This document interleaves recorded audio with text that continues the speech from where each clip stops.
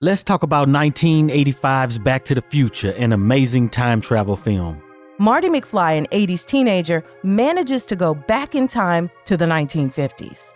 Not only does he have to get over the culture shock of being 30 years in the past, he also has to figure out how to get back to the future. Come with us as we relive every step of Marty's adventure in this cult classic time travel movie. I'm Heit. And I'm Cheri. And you've discovered Axiom Amnesia. We want to thank all of the supporters who helped to make this video possible. If you want your name to appear alongside these contributors, make a one-time donation via Cash App or click the thanks button on this video, or you can head on over to patreon.com/axiomamnesia or become a channel member by clicking the join button to enjoy all of the benefits of becoming a monthly subscriber.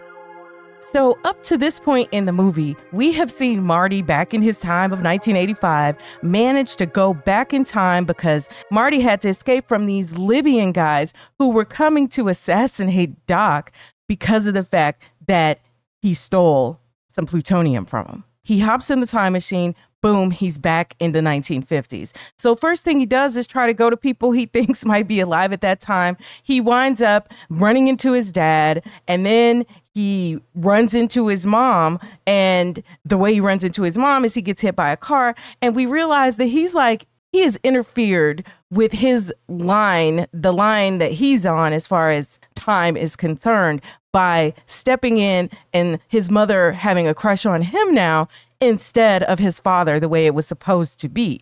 And so once he's at his mother's house, he's supposed to spend the night with her parents because his mother's a teenager back in this time. She's been all flirty and he's just run out of the house because he can't deal. I gotta go. I gotta go.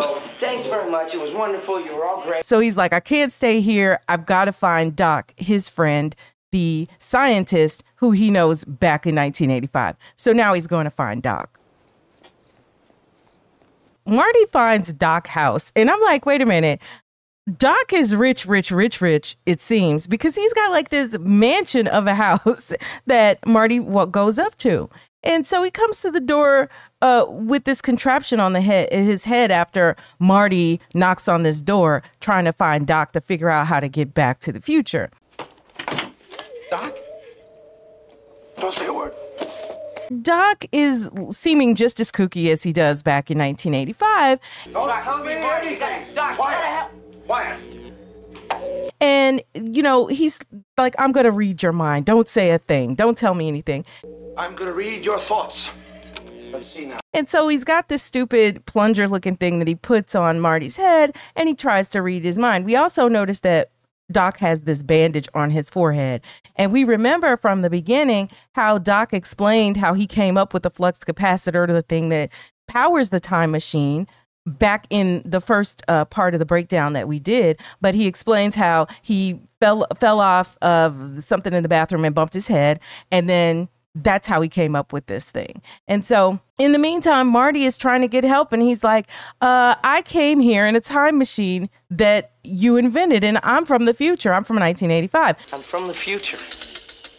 I came here in a time machine that you invented. And of course, Doc doesn't believe him. All Doc says is like, oh, it just means this thing doesn't work. I need your help to get back to the year 1985. So he's still not believing him. Marty's trying to pull out his driver's license. Look at my driver's license.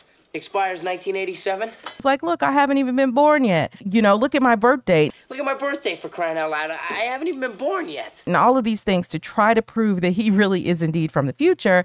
He's showing a photograph of him and his brother and his sister. Look at this picture. It's my brother, my sister, and me. He's like, look at my sister's sweatshirt, class of 1984. Look at her sweatshirt, Doc. Class of 1984. So clearly it's not 1955. I'm from the future. But Doc is just not believing it. And he continues to try to convince him. And funny thing he says is that the photo and the other proof he's showing is like some type of camera trickery. Pretty mediocre photographic fakery. They cut off your mother's hair. Which reminded me of what we would have much farther in the future for the everyday person, which is like Photoshop. And now we've got AI generating images that we don't even know if they're real. It can do videos. I was thinking about that. And do you think people were thinking of that in the 1950s? No, I think it really got popular around the time Lee Harvey Oswald. Yeah, like where people were like, the government had, when it comes to that. On the photo in the Time magazine. And maybe even like with, traveling to the moon, right? Yeah. But Doc, so he is doing an experiment on mind reading. And he looks at Marty's puffer vest and he makes the same assumption that everybody else makes. You want me to make a donation to the Coast Guard Youth Auxiliary? So I don't know how scientific he's being, or if he thinks whatever I come up with is being assisted by this contraption. I don't know if he has any successful inventions because he has these big ideas like mind reading, time travel, and all these other things. So, it's kind of weird. I guess you do have maybe some people who like, I'm going to invent these great grand ideas, right? Because there are some people I tinker around with these little things and come up with stuff, but these ideas that still haven't come into fruition, right? It's the sort of things that Doc is into. Yeah. Because he's beyond just, I'm just an engineer or a scientist, right? He's like, okay, I'm on to the next thing while y'all still trying to, figure out how to do some things with some electronics, basically. Yes. So Marty continues to try to convince Doc, and Doc is like, hey, so who's president in 1985, right? Who's president of the United States in 1985? Ronald Reagan. And Marty's like, Ronald Reagan. And Doc is like, the actor? Ronald Reagan, the actor? You got to be kidding me. Like, who's the vice president? And, he makes a joke. And this made me think about in my own lifetime, right? Where, the most recent president that we have had to date, besides, currently we have Biden. But before that is Donald Trump. Now, 30 years ago, would you have thought that Donald Trump was going to be the president of the United States? Even after having Reagan. Even after having Reagan, like it would be the most remote, crazy thing ever. And that's what's so funny about this movie and the proof that they're using is now we even have even more absurd examples than they had back then. Not to veer too far off into the history of presidents and all of that. But one of the reasons it would be so absurd is because, if you've got this guy who's, an actor and people know him and he's married to Jane Wyman at that time, that's just what he's doing. But then he got involved in the 1950s and later with politics. He started to be the voice. The first time I think I remember hearing that there were these records that they were sending out as part of the Red Scare where they were trying to say everybody's a communist, back then. And there were records where he was talking about this and, assisting in, kind of everybody being labeled as a communist and, and all of that back in the day. And then, of course, we know that in 1980, he began his first term as president and he did 2 full terms and lots of crazy things happened. But anyway, back to the future. The bruise in your head. I know how that happened. You told me the whole story. Marty convinces Doc that he's really from the future because he basically shares the story that Doc told him about back in 1955 where he hit his head when he... You were standing on your toilet and you were hanging a clock and you fell. And he came up with the idea for the flux capacitor. And you hit your head on the sink. And that's when he came up with the idea for the flux capacitor. Yeah, and you know what I thought was also funny is that at the time he was hanging a clock. And, here we go with all of these references to time throughout the film when he falls. And then he gets this revelation about how to make time travel possible. Something wrong with the starter. So I hit it. Here. Marty takes Doc to the car where he had hid, and he's taking off these branches and stuff that he used to hide the car. And it's not convincing, those branches. It's so clearly fake. But, Doc pulls out the picture of the flux capacitor drawing that he made. Flux capacitor. And then Marty shows it to him. And in real life. In real life, and Doc's just like, I finally invent something that works. It worked! I finally invent something that works! He's so celebratory. And I think it points back to the fact that, like, he has been kind of a failure at all of these things, but he never gives up, on his big dreams. And maybe considering that this is sort of a coming of age classic film, maybe that's part of the inspiration that he's supposed to be giving to Marty. And also just kind of a life lesson that you find nestled in these little films is that, hey, even if everybody thinks you're crazy, even if everything you do doesn't work, keep at it, and eventually you two will invent your flux capacitor and eventually have things work out for you, although it's like 30 years in the future. And everything goes wrong. But you know what's funny too? I was also thinking is that all of the failures that Doc had building all of these things that he built along the way, they prepared him for the thing that actually did work, right? He got his skills set up by these smaller inventions. And that's also important too. Look at me.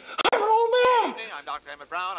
So Marty shows Doc the video that they took the night that he wound up leaving 1985.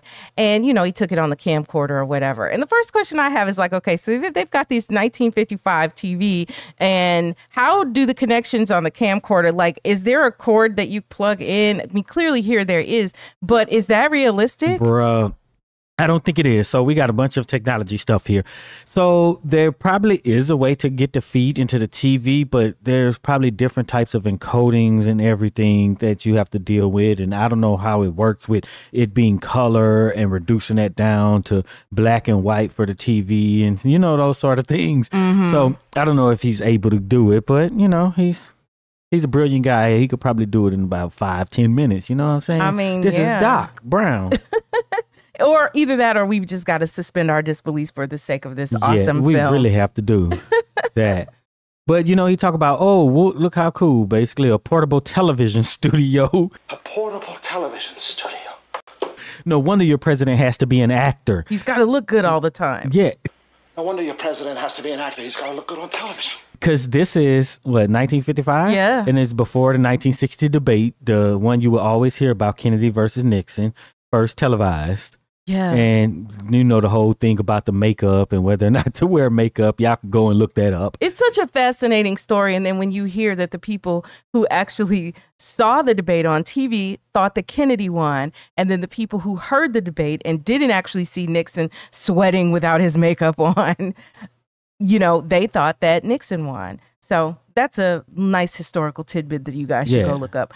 But, Marty tells Doc that, for another thing Doc says is like, well, what am I wearing? And he's like, that's a radiation suit. Well, what on earth is this thing I'm wearing? Well, this is a radiation suit. And, they go into this conversation like, yeah, sure, you had to have radiation suits for all of the atomic wars you've had, right? Because of all the fallout from the atomic wars. Because, of course, at this point, you're thinking that all these, that basically people have, dropped more nuclear bombs on each other through, whatever fights and wars that have happened in the 30 years that have passed. Right. And it was just 10 years out from Hiroshima and Nagasaki. Mm-hmm. Marty's like, hey, you need 1.21 gigawatts. Gigawatts, which they mispronounced. Yes. Like y'all do when you say GIF, but GIF versus GIF. But yeah, 1.21. And this is mind blowing to Doc, right? To generate the 1.21 gigawatts of electricity. 1.21 gigawatts! Because it reminds me kind of like if you've been here along the way as far as, how much storage space, how much computing, how in the beginning, oh man, a gig was like a lot, like, oh, I got a gig of whatever, and then now we're on like terabytes and whatever. Yeah, so that's another thing that, goes along with the technology thing and whether or not he can play the tapes and all of that. And, even fix this invention of his is that ICs were not invented until like the late 50s, by Jack Kilby at Texas Instruments. So integrated circuits, they weren't around, right? So he probably had ICs in, both of the car and in the camcorder. And now they've even gotten so small that if you were to have the ones we have now brought it back to 1985, they wouldn't be able to do anything with those, So that's where we are with that. 1.21 gigawatts! Tom, how am I going to generate that kind of power? It can't be done. And then we had the idea. He was like, oh, you just need some plutonium, bro. He's like, yeah, I'm sure, in 1985, you just got plutonium sitting around. I'm sure that in 1985, plutonium is available in every corner drugstore. But here, it's going to be hard to come by. So you're just stuck here, Marty. You're going to have to get over it. I'm sorry, but I'm afraid you're stuck here. And Marty is like, what? I got a life in 1985. He's like, Doc, I got a girl. I got a life in 1985. I got a girl. And Doc is like, is she pretty? Is she pretty? And this gives some insight into who Doc is, because Doc is really dedicated to all of his inventions and stuff. Doc has sacrificed probably having a girl, right? He doesn't have a wife or, a girlfriend, a lady in his life. All he is doing is being in his lab trying to make his inventions work. And Marty's like, man, you're my only hope. The only power source capable of generating 1.21 gigawatts of electricity is a bolt of lightning. And Doc is like, well, I don't know what to tell you, because really the only power source is a bolt of lightning. And we all know you never know where lightning is going to strike. Unfortunately, you never know when or where it's ever going to strike. Marty's like, oh, but we do. And of course, he pulls out that paper. We do now. Where, save the clock tower, because they know exactly when lightning is going to strike the clock tower. Yeah.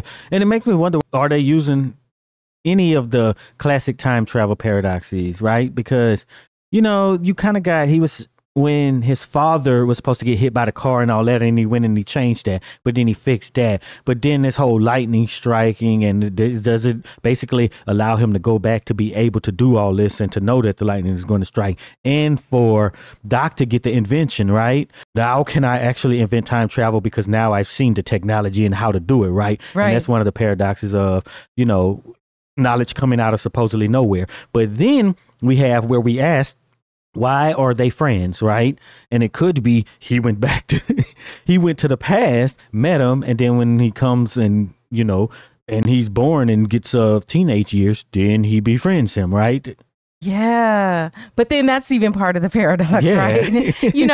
But I like that idea. And what's so funny is the way people received the title. Why was Doc a friend with this 17-year-old kid anyway, right? Well, the way they received that title was as if we said that, like, it was a bad thing.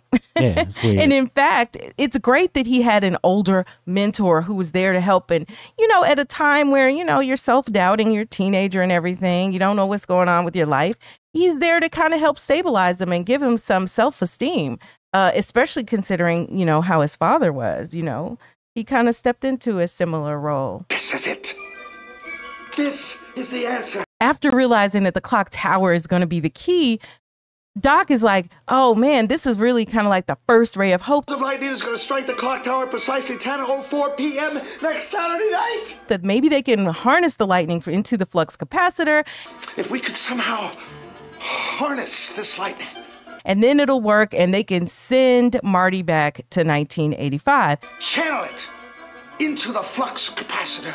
And then Marty's like, yeah, okay, that's great. And he's like, I could spend a week in 1955. Dude, I could spend a week in 1955. I can hang out. You can show me around. Because it's going to be a week before the lightning strikes. Saturday night, we're sending you back to the future. Doc is like, no, you can't, be going out of the house. He's like, you can't leave this house. You must not see anybody or talk to anybody. Anything you do can have serious repercussions on future events. Anything you do could have serious repercussions on future events. Then Marty realizes, because up to this point, he's just like, I'm just dilly-dallying in 1955. And now he's like, uh-oh. You interacted with anybody else today besides me? Because he's already bumped into his parents. He confesses this to Doc. Yeah, well, I might have sort of bumped into my parents. Great Scott. And Doc is like, let me see that picture of you and your brother and sister again. Let me see that photograph again of your brother. So he pulls the picture out and his brother's head is gone. This proves my theory. Look at your brother. And Doc is like, just as I thought. It's like it's been erased. He has been erased from existence. Erased from existence. But it's not even all at once. It's like slowly his head is gone and it just works from the top of the body down. And then how come all the kids aren't being erased at the same time? Was he the oldest? The brother was the oldest, then you have the sister, and then Marty is the youngest. It just got to trickle down. So luckily Marty was the youngest. Bro, he would have been gone already, and this whole plan is just nil. Now remember, according to my theory, you interfered with your parents' first meeting. So they go to the school, the same school that Marty goes to in 1985, that his parents are going to in 1955. If they don't meet, they won't fall in love, they won't get married, and they won't have kids. That's why your older brother's disappearing. And by the way, some of you guys did comment because we asked the question, did you have the same teacher as your parents? And there were a few of you who did say, yes, I had the same teacher or teachers as my parents had. So I thought that was very interesting. You commented that on the previous video that we did on the movie. But anyway, his parents won't meet and fall in love is the issue because of the fact that Marty saved his father from getting hit by the car. Marty got hit. And now his mother is feeling him instead of the father. And she's not even met his father. Of course, we know the father knows who she is because he was a peeping Tom in the tree, which is how he fell and got hit in the original timeline. So anyway, they go to school and Marty's got to try to fix this. And so they see Marty's dad, George, and he's being bullied as always. Okay, you guys. Very funny. You guys are being... They also see Principal Strickland, who's the same principal at the school where Marty's been there. And Principal Strickland is like, you're a slacker. Shape up, man. You're a slacker. I mean, you know, I guess his spiel doesn't, you know, change that much throughout all these decades that he's been the principal there. But anyway, Marty has got to try to get his parents together. And he thought it would be easy. He's like, oh, yeah, I'll just introduce them and boom, bang, it'll be done, right? Lorraine? Well, he introduces George to Lorraine, his mom and dad, to each other. Lorraine is like, she's like, oh, Calvin, because, you know, she's calling him Calvin because he was wearing Calvin Klein jeans. And if his name was on the clothes, that must mean that's his name, right? And she's like, I'm so in love, you know, basically, I'm in love with you. Oh, you know. I've been so worried about you ever since you ran off the other night. And he's trying to hook her up with the father. I'd like you to meet my good friend, George McFly. Hi. And it doesn't work. It's really a pleasure to meet you. How's your head? And so after, you know, they are going to go to class or whatever, and they separate, Doc realizes how big this problem really is, because as Lorraine is leaving, she's like, oh, isn't he such a dreamboat? Isn't he a dreamboat? And of course, she's talking about Marty, not the father who she's got to be marrying and making some kids with soon. Doc, she didn't even look at him. This is more serious than I thought. Doc is in that school and he's talking very loud about this situation that no one should probably should know about. Apparently your mother is amorously infatuated with you instead of your father. And, you know, it just comes down, they're basically, them together have to realize that the mother got the hots for him, basically. Doc, are you trying to tell me that my mother has got the hots for me? Precisely. But, you know, he already knew the dance where they met at, but why did Doc call it a rhythmic ceremonial ritual or whatever, instead of just saying a dance? There's a rhythmic ceremonial ritual coming up. That's on the, it says dance on the poster. Because that's how weird he is. Another thing that keeps happening in this scene is that, and this will be missed if you were not old enough to know that they were using this slang, but everything Marty's like, oh, this is heavy. Like, right, this is serious. Whoa, this is heavy. There's that word again, heavy. That's what Marty is meaning. But this is the slang of the 1980s. And of course, Doc doesn't know what this is. So he's like, why do you keep saying everything is heavy? He was, Whoa, this is heavy. There's that word again, heavy. like, why are things heavy in the future? You know, is a gravitational force. Why are things so heavy in the future? Is there a problem with the Earth's gravitational pull? What? Foolishness. And it's, you know, but this is said, like, these things are said as passing discussions that, you know, nobody really pays attention to. And it's almost like a sitcom where, you know, in sitcoms where characters say things and other characters just totally ignore them like it didn't happen, or they do things that we can see that the other people just can't, the characters. That's basically how Marty responds to this stuff that he's saying. He's just like, what? And just shake his head and just keeps talking about whatever else they're discussing. The main topic at the time, yes. So, you know, they come to this conclusion, and yet back to the idea that, oh, Marty is like, you telling me my mom has the hots for me? Like, bro, you knew that. She was putting her hand all on you. You knew it. So, like, why is this some grand revelation, you know, in the hallway at the school after what Doc says? Doc is like, look, you got to get your mother and father to interact because they got to mate. The only way we're going to get those two to successfully mate is if they are alone together. So you've got to get your father and mother to interact. And so then Marty's like, okay, well, they need to go to the dance then, because he sees, like you said, that poster about the under the sea dance or whatever. Of course, the Enchantment Under the Sea dance. They're supposed to go to this. So Doc is like, well, what are their common interests? What are their common interests? What do they like to do together? And Marty is like, nothing. Nothing. And I think this is so funny because they were so taken with each other back in the day. But in 1985, you saw how they were together. They just like are totally disinterested in one another. You know, George is interested in watching the honeymooners, and you know, Lorraine is just drinking and hitting the bottle real hard, wondering why she didn't marry somebody else. So they've got to get them to go to the dance. And that's the assignment that Doc gives Marty. You got to stick to your father like glue and make sure that they go to that dance together. You stick to your father like glue and make sure he takes her to that dance. Because that's the only way they're going to hook up, is if they spend some time alone. Marty and his dad are talking, and I want to know, how is Marty just sitting at the school like he's a student in his 1955 clothes, but he's not a student, and nobody's like, well, who's the new guy? You know, like, he just is there. He ain't registered. Marty ain't done nothing, not enrolled. He's just at the school. And anytime back in the 80s, or anytime that you would see a student who's like doing that thing where, hey, I'm, you know, sliding in the school for this scheme, they always get like, you know, somebody else, some crazy adult to like go and register them. But we don't really see that in this movie. We just know, hey, he's there at the school pretending to be a student, fitting in because he's the same age, but he's talking to his dad.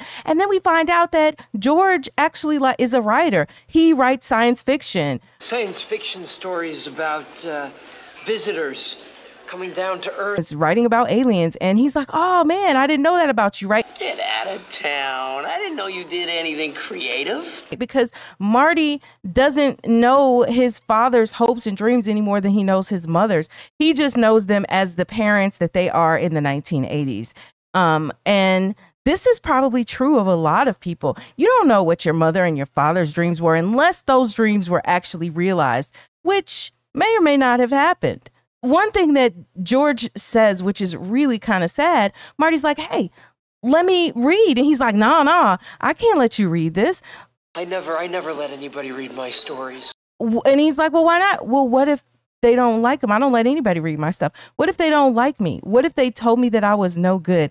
What if they didn't like them? What if they told me I was no good? These are literally the same words that Marty says in response to his girlfriend saying, hey, I think you should, you know, take your music and let people hear it, you know, record a demo and all that. Marty is afraid of rejection to the point that he won't even try. And this is exactly like his father. But he was really realizing that earlier, but now it's right in his face. And, you know, his father's like, it's probably hard to understand this. I guess it would be pretty hard for somebody to understand. And he's like, no, I completely understand. No, not hard at all. And Marty is more like his father than he would like to believe. But the beauty is that he will get the opportunity, now that he has the benefit of knowing this, he has the opportunity to correct this. So in this conversation, Marty lies to his father and is like, hey, Lorraine likes you a lot. And, you know, she wants you to ask her out to the dance. She told me to tell you that she wants you to ask her to the Enchantment Under the Sea dance. All you got to do is go over there and ask her out. What, right here, right now in the cafeteria? George is like, in front of all these people in the lunchroom? Yeah, no, I'm not doing that. What if she said no? I don't know if I could take that kind of a rejection. He's like, besides, looks like she wants to go with someone else. I think she'd rather go with somebody else. And then we look over, we see that Biff is literally harassing her. Biff. I mean, like manhandling her, like, you know, you want it and all this craziness, right? You want it. You know you want it. You know you want me to give it to you. I'm like, how is it that George interprets that as she wants to go with him? Or he's saying it in the words because he's such a coward that there's no way that he is going to go after the girl that Biff has his sights on, since Biff is his bully at this point. He's like, no, I can't take that kind of rejection and whatever. So he's not going to ask her. And then Marty sees what's happening. And I mean, Biff is really manhandling his mother. And she's like, get your hands off of me and all of that. Shut your filthy mouth. I'm not that kind of girl. And Marty intervenes. Your meat hooks off of me. You heard her. She said, get your meat hooks. And Biff is towering over him. But Marty has inadvertently made himself the hero, right? Because this is his mother. He's like, get your hands off of her, basically, because that's his mother. He's trying to protect her. You butthead. You know, you've been looking for a pop. In the midst of this, they're about to go blow to blow. He shouldn't be getting involved in stuff. But it was Doc like tried the to emotional. tell him, though, well, we see in future, you know, well, not the future, but in future films, you know, what he's like, right? But the fact is that Marty did actually stand up to him, and he was way bigger than him. So he's kind of not necessarily a direct trip off the old block. Yeah. So, you know, the other thing is that Principal Strickland sees Marty. Like, he knows Marty ain't a student. He knows these students by name. He probably don't know all of them. I'm like, it's weird. And so, you know, the situation is diffused because the principal is there. So Biff doesn't actually beat him up in the moment. And, you know, but it's everything Marty tries to make better, he makes worse. Why do you keep following me around? Look, George. Marty was stalking George, and then he just, you know, trying to convince him, you have to ask her. I'm telling you, George, if you do not ask Lorraine to that dance, I'm going to regret it for the rest of my life. And George is talking about he's going to miss his favorite TV show, Science Fiction Theater, which I think was a precursor to Twilight Zone. I'll miss my favorite television program, Science Fiction Theater. Because I think Twilight Zone was late 50s, right? Mm-hmm. So this would have had to be before that. And I think it was just an anthology series, right? But I don't know. I never watched it. I just know it from hearing about it in this movie. Is it even real? Because I just assumed it might not be real. Somebody go to the comments, because right now we don't know if that is even a real show or what. You know, when that's what I'm saying. It's real because I looked it up. Oh, you did look it up, okay? But I didn't, you know, do a lot of, you know, like so-called research. But I've seen that it was real, and it's like anthology. Because I wanted to know before if it was part of Twilight Zone. Yeah. So George, well, you know, the lineage of Twilight Zone and all those type of shows. So George is asking, you know, George is insisting. He's like, look, I don't care what you or anybody else say. I'm going to be watching Science Fiction Theater, and I am not going to be asking anybody to the dance because that's my favorite TV show. I'm going to be watching that. Leave me alone is basically. And not you or anybody else on this planet is going to make me change my mind. And Marty is desperate. Marty is like, look, and you know, he looks at the picture. His brother is disappearing even more. His brother is Science Fiction Theater. You know, and he's just like, man, I mean, my life depends on it. Like, I need you to do this thing. And of course, you know, George has no idea what's going on. So he's just comfortable in his cowardice. I'm just not ready to ask Lorraine out to the dance. So Marty knows exactly how to get his father motivated. Who are you? He dresses up in the radiation suit, takes his Walkman, puts it on George's ears at night. It's a Van Halen cassette tape. Turns it on, blasting full blast, wakes him up, and he pretends that he is essentially an alien. He's like, my name is Darth Vader. My name is Darth Vader. And I am from the planet Vulcan. I am an extraterrestrial from the planet Vulcan. And what's so hilarious about this is, of course, you know, Darth Vader is from the Star Wars series of films, which back at this point, there were only 3 of them. The original 3. Oh, in 85. Yeah. Yes, in 85. And then he's like the planet Vulcan. Of course, Vulcan is the planet that Dr. Spock from Star Trek is from. So this is, you know, kind of what makes it a little bit even more hilarious. And of course, George is scared to death because, you know, we know now that he believes in aliens and all of that stuff. And you had talked before about how once there were flying objects in the sky, once there were airplanes and stuff, you know, people started to see even more unidentified flying objects. And then, you know, the whole idea of aliens coming in spaceship, you know, was very prevalent in the culture at that point. And so he believes in aliens, and this was a manipulation of his belief on Marty's part, which I thought was pretty clever. Yeah, but it could ruin him forever. Is it healthy, or is it okay to force someone to believe something? Because once this happens, he's never going to be like, yeah, that didn't really happen. because because he knows it happened. Yeah, I don't know. That's but Marty's like, I don't really care. He don't care. I got to live. If this don't happen, I'm not going to survive. So for the sake of self-preservation, Marty is like, by any means necessary, he is going to get his dad to do this. He's going to go his whole life like, and this one time when I was in high school, alien came down, and then everybody's going to look at him like that's the story he's going to tell. I asked out Lorraine because an alien made me.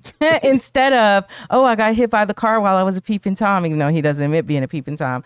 Yeah, that'll be the story. I asked her out for this. So, of course, the next day, George is going to look for Marty. Marty! So George has to run down Marty. He's been looking for him all day. I guess he's the only friend he has now because he showed up and he eats lunch with them. And, they were talking about girls, right?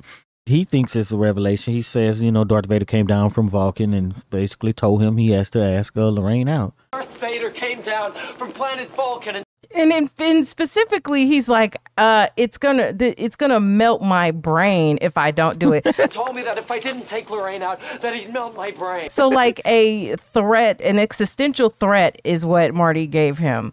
I have to ask Lorraine out, but I don't know how to do it. So Marty's coaching him. Yeah. And he helps Marty open his bottle because Marty don't know. He only knows twist tops. Yeah.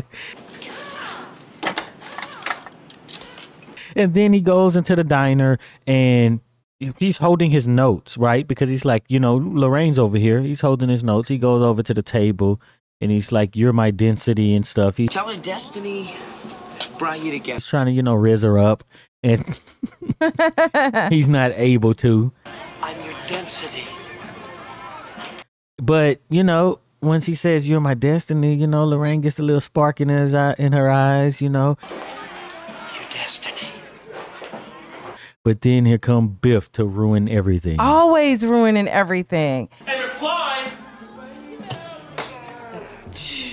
And another funny thing in the background is Goldie, the future mayor, is like dancing around to the music there. Give me a milk. And that was a nice added touch. So yeah, George is flubbing his words and stuff when he's trying to talk to Lorraine, but we know it's really going to hit the fan when Biff comes in there and he targets George, of course. And he's like, I told you never to come in here. I thought I told you never to come in here. And so we know that Biff is about to beat George up. And like how emasculating that would be if he gets beat up in front of Lorraine. Biff has some nerve. Bro. No. So Marty intervenes again. Biff. Like every time Marty does another thing, it's making it worse and worse and worse. So he trips Biff. Biff is now, targeting Marty. And then Marty distracts him for a quick second and then hits him first. So he could get the first lick in. Biff, what's that? And then he starts taking off running. And then when Lorraine sees this, this is the second time Marty has just stood up and Marty is so amazing. She's like, Calvin Klein is a dream. And she says this to George. Oh my God, he's a dream. Did Calvin Klein have to pay for all of this, product this marketing? Yeah. His name being said so many times. Yeah, Calvin is a dream. Yeah. I'll get it back to you, all right? So the next thing that ensues is like one of the most prolific chase scenes ever in a coming of age film. And so we know that Marty is an expert skateboarder because we saw this at the beginning of the film when he's on his way to school. So he steals a kid's wooden scooter and then converts it to the skateboard. Wow,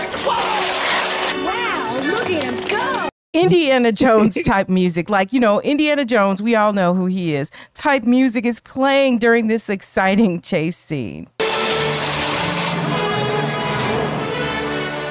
Yeah, so he has a 6-wheeled skateboard. I don't know how he's able to ride it the same because, the wheels and all that other stuff are not the same. But somehow, he can do it. But then Biff and his crew jump in the car.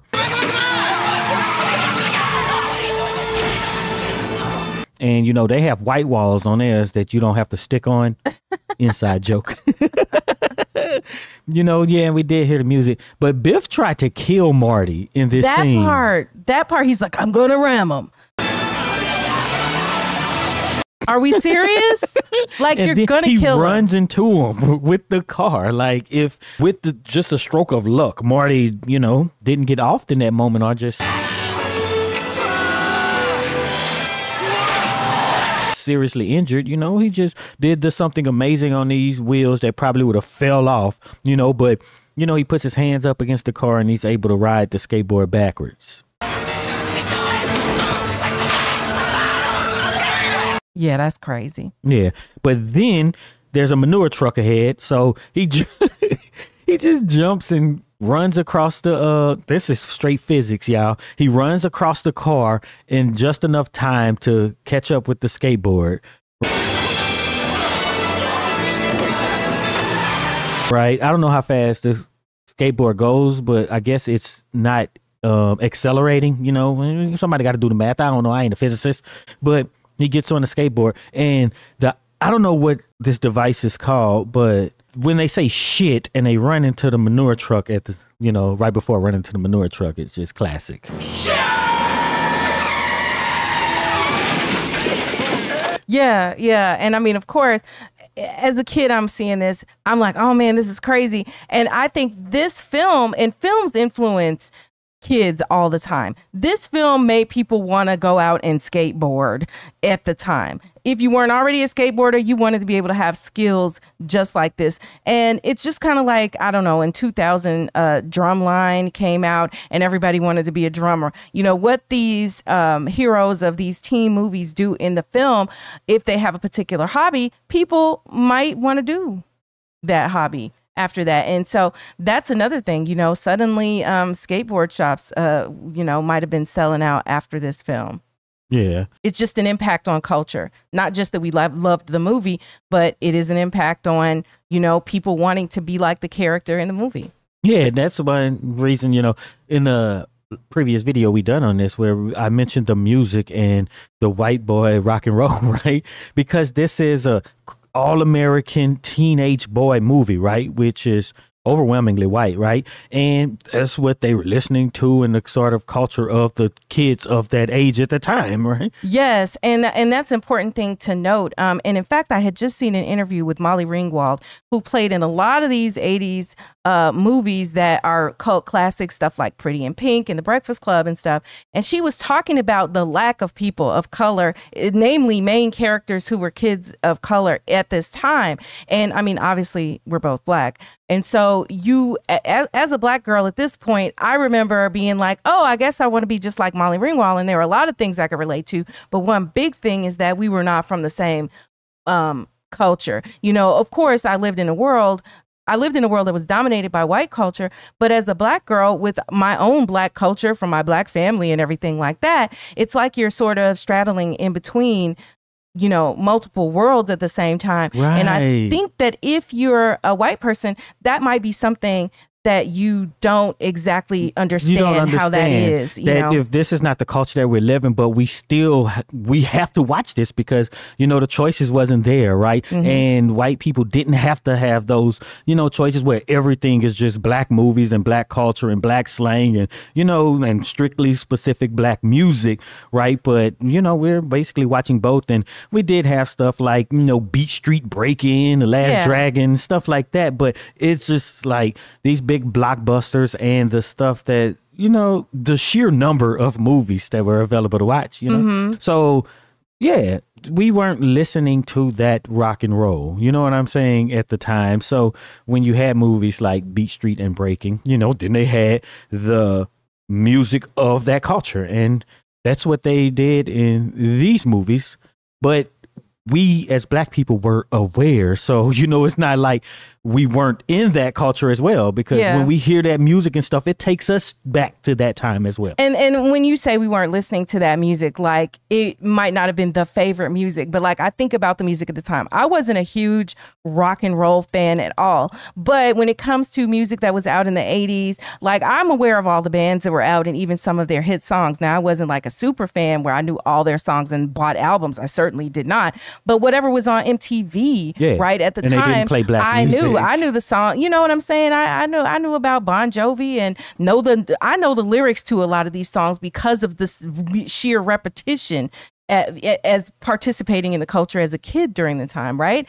But it doesn't mean that I also don't know all, the things that were more close to, my actual culture, So that's an important thing. And I think the discussion kind of resurged recently because Beyonce put out an album that many people characterize as country music, that she says is not country music, it's a Beyonce album. But point being that when we cross the lines of what people feel are their culture or, all of this and that, then we do get a bit of that discussion about culture and awareness. But when you belong to the dominant culture, then you're not always aware of what other people are doing in their own culture at home. And we asked a lot of black people about time travel movies, and this was overwhelmingly their favorite. Yep. So then we see that Lorraine is just so enamored, and then her friends and stuff are like, where does he come from? Where does he live? Where does he come from? Yeah, where does he live? So now everyone, he's really being highlighted now, and people are really noticing him, but nobody knows who this guy is. When he was supposed to be inconspicuous, right? You're supposed to lay low, and now you've made yourself the object of all these girls' desire. And in fact, Lorraine, who, given the times, would not have been an aggressing toward a guy, at least not exactly. I don't know about that. Well, yeah, I started to say that, but then I had to think about she was touching his leg and everything. But like now she's gonna openly, she's like, I'm gonna find out. I don't know, but I'm gonna find out. Like she is gonna openly chase this guy. Before it was under the table, before it was okay to just swoon, but now she's like, I'm about to go get this guy, who of course is her son from the future, which is sort of weird. But of course she doesn't know this.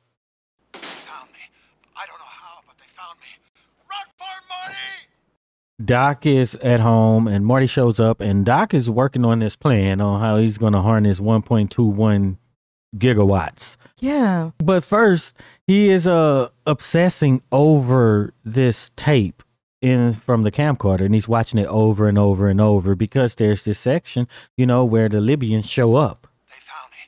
I don't know how, but they found me. Run for it, Marty! And he's like, he found me. Yeah. They found me. And he's just watching it. And then he try to play it off, once Marty walks in and sees him, he's just like, oh, it's a fascinating device. Mm-hmm. Fascinating device. It's a video unit.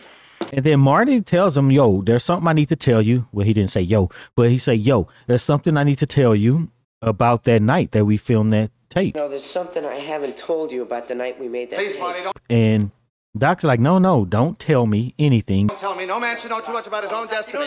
Because, you end up messing up your future or your timeline or whatever, just like you've done. If I know too much about my own future, I can endanger my own existence, just as you've endangered yours. But he clearly wanted to know because that's why he was obsessing over that tape. And the irony is like he's not going to have a future if he doesn't listen to this, right? Because Doc has been gunned down. And he pretty much dies right after that in 1985 on the timeline that Marty came from. So, yeah, that's an interesting thing. And I think it's kind of like the dilemma between setting the example and what you really desire, right? He feels like my principles are that you shouldn't interfere with the future and you shouldn't know these things. So I'm going to say, I'm going to stick with that, even though I really, really, really want to know what happened after this point in the film. And once Marty shows up like this and tells him, what something happened that night, does he now know, really? I think he knows. Yeah. He done been watching this tape and he's like, there's something I need to tell you. And he's like, a man doesn't need to know his destiny. Oh, bruh. So he's like, I got to do something different, clearly, but it's got to be, or I got to be ready to, I don't know, to deal with whatever is going to come my way because I know I'm in trouble. Yeah. So Doc shows him that he has found a way to harness the electricity to... But wait, he builds a model of the entire downtown as part of this process. Yeah. Let me show you my plan for sending you home. And he says he didn't have time to build it to scale. Please excuse the crudity of this model. I didn't have time to build it to scale or to paint it. Can we just stop here? Because we had a conversation about building things to scale recently related to my mother. My mother was deciding whether certain bits of furniture would fit in a room. And, she was showing us. Now, I knew what she was doing, but you didn't know what she was doing. I knew that she had drawn this out to scale on her. On a sheet of paper, basically, right? What was it was graph paper. Okay. And so she used that, converted, each of the squares to, measurements in the room. And I knew that it was to scale. Then she had the furniture as cut out little pieces of the graph paper to scale with the furniture, right? And she was using it to move around. And of course, she's not going to just pull out a program. I mean, now they have programs to do this, but she was like, oh, I can quickly just whip this up, make my conversions, and this is to scale. And so you were looking at it. And when you said, wait a minute, is this to scale? And you were like, wait, she literally just drew this. Yeah, just like think about it. Somebody comes up to you and it's like, all right, this is the room. And then I'm going to put this right here. And this is going to go right here. And then you look at it and like, wait, because they're moving these separate furniture around in that space. So I'm like, wait, is this to scale? Because I just eyeball something like that. I'm like, okay, I can hang this right here. It's going to fit, this wall. You know what I'm saying? But it was to scale. Y'all. It was literally to scale. And of course, I know my mom. I've known her forever, right? And yeah, I knew that she had drawn it to scale. So when he's like, is this to scale? And like we both look at him and go, yeah, it's to scale. And Heidi's looking like, whoa. So anyway. We run some industrial strength electrical cable from the top of the clock tower down. So he has this whole thing that's the setup, and he wants to do like a dry run with this model car. Down the street, driving directly toward the cable, accelerating to 88 miles per hour. And explaining how basically what looks like a clothes hanger is going to be, connected to make contact with the clock tower, some, wire he's got hanging down, and then they'll be able to harness the power that they need to get the time machine into the flux capacitor. Meanwhile, we've outfitted the time vehicle with this big pole and hook.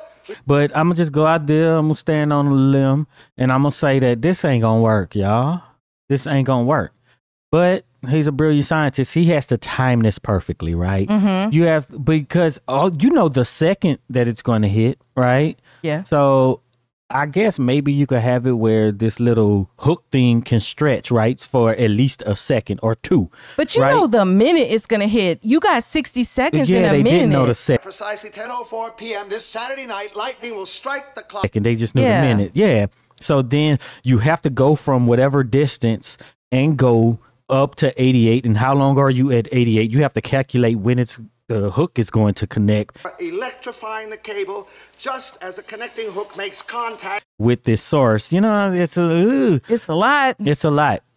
And I had to look it up to see, like, okay, if you had a gigawatt, just one, not 1.21, like how much power is that? And is it considered power? I don't know. I'm out of practice. But anyway, that's like, basically they say 1 gigawatt. This is just a quick search. I didn't, but a gigawatt is enough to power a big size city, like 750,000 homes, they say. So what? There's like no other way to do this besides the way that he's doing it. That's wild. But the fact that he knew off the top of his head that it would take like a lightning strike or something crazy like that. Like that there's just no, you're not going to be able to pedal on a bicycle and create the energy. I think at any point, if you're working with electricity, that will be your conclusion. Is okay, that's way too much power. Only thing we can do is use lightning. Maybe that's what they should do here in Texas because, they have lots of problems with the power grid. And especially in the summertime when folks are using their air and stuff, or in the wintertime when if it's a storm and you need, to heat your home and whatnot, they can't seem to meet the demand. So maybe they should harness all these lightning strikes from. I don't know how you keep it. And then I don't even know how long that lasts for to say it's 750,000 homes. For 1 second? Or I don't know. Right. And that's the problem with the electric vehicles and stuff, storing that energy, right? Yeah. So how many batteries do we need? Or I don't know how they're storing energy in these, whatever. I don't know about this sort of and how do you not electricity on the fry your scale. electronics when you get, you know what I'm saying? that jolt of power. Like, these are the things I think about with this, and I am certainly no scientist in this area or expert. Yeah, so I'm sure somebody know about high power, high voltage, whatever, and they could come and tell us in the all comments. about Please this. do. They'd probably be like, it's not about the wattage. It's about yeah, tell us what it's about then. The voltage we and the appreciate current. it. You are always the heroes that we need in the comment section. So but they never get to talk about anything for too long in this film because something is always going to interrupt it. So they try to do their dry run of this model and whatever, and then the car catches on fire.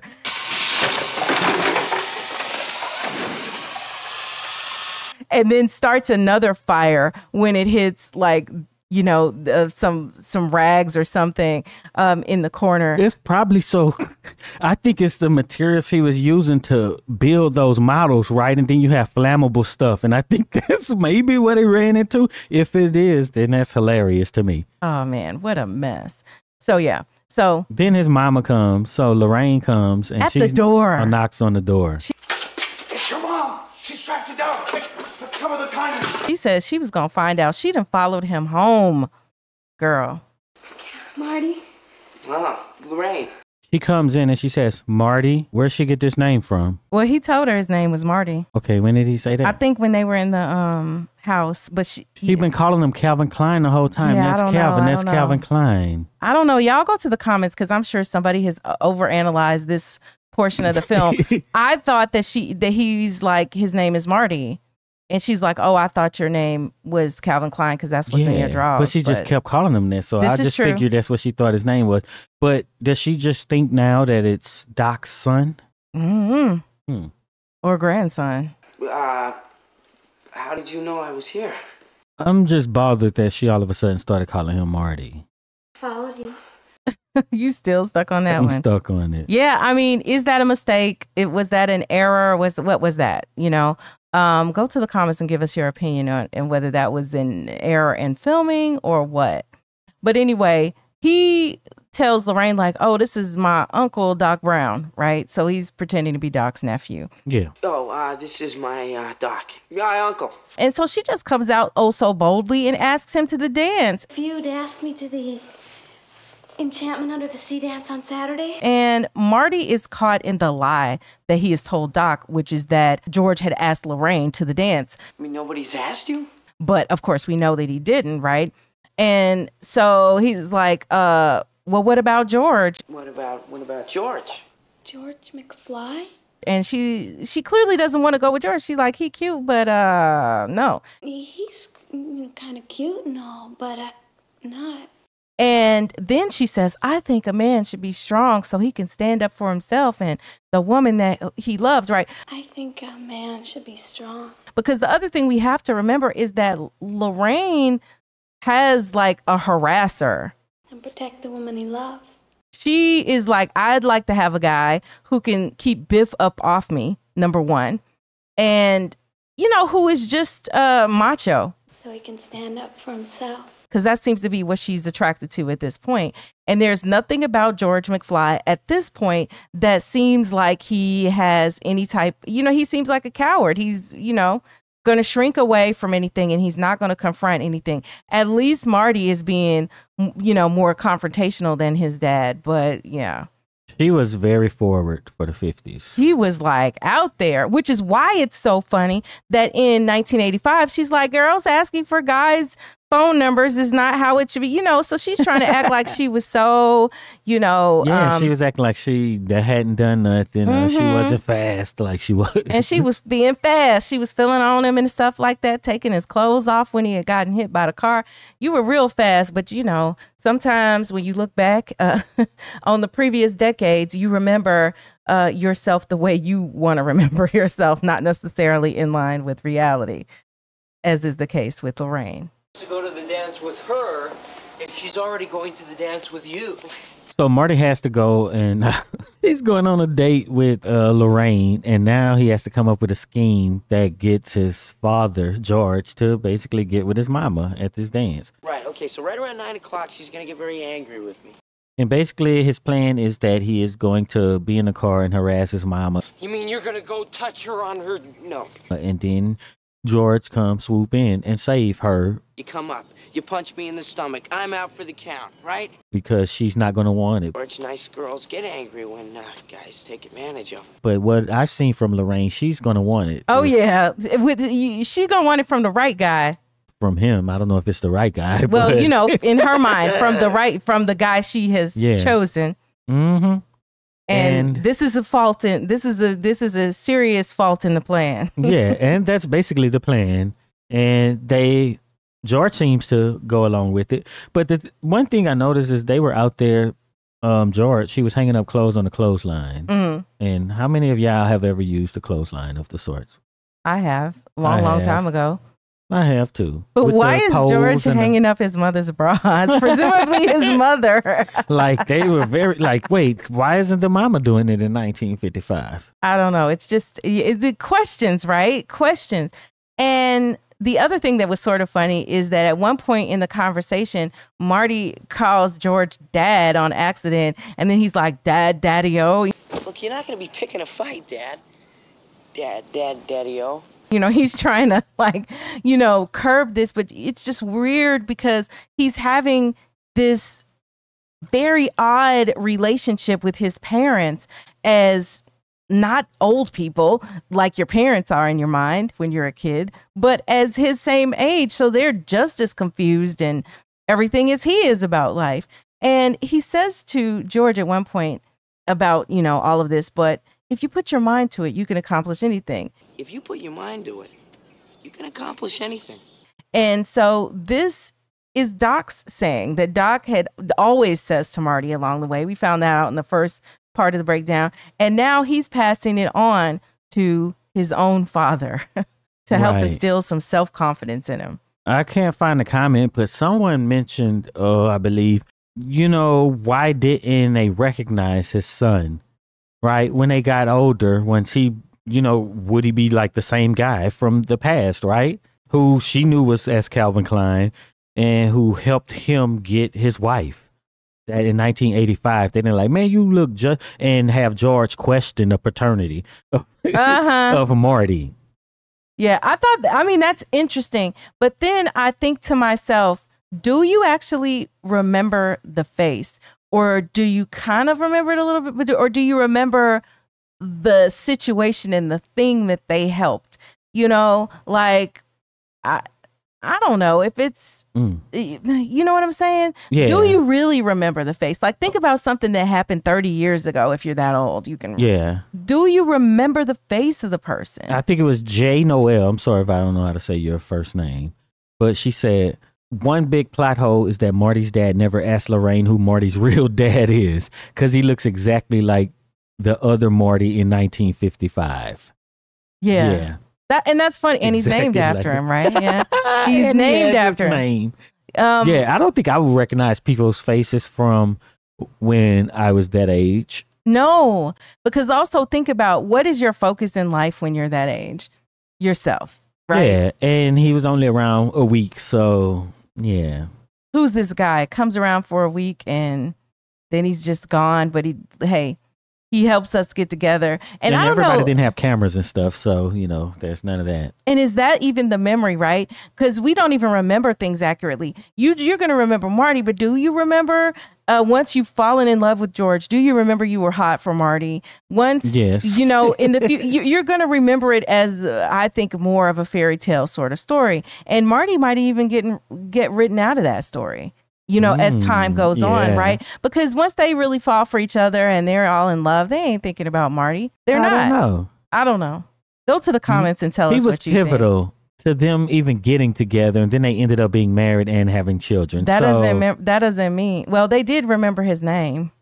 Yeah, so they named the kid after him. Exactly. And it's like the reason why you got with somebody. I was about to get hit by a car. This dude came along, Marty, and he convinced me to even ask her out, and we put on this whole plot. Yeah. To get, right? And she's like, oh, there's this guy, Calvin Klein, who somehow became Marty, who was, I was all enamored with for this whole week because of all this stuff that was going on. And yeah, he performed at our dance where we met too. Yeah, that's wild. Yeah. But, you know, it's a movie. Yeah, I mean, but we will have to wait until the next episode of our breakdown in order to find out what happens to Marty and George and Lorraine next, and whether this scheme of a plan is really going to work. Because I vote no. Even if I hadn't seen it, we know that Lorraine is hot for Marty. How is this even going to work if he tries to, you know, feel her up or whatever? Is she going to reject him the way she did Biff? No, she rejected Biff because she didn't like him.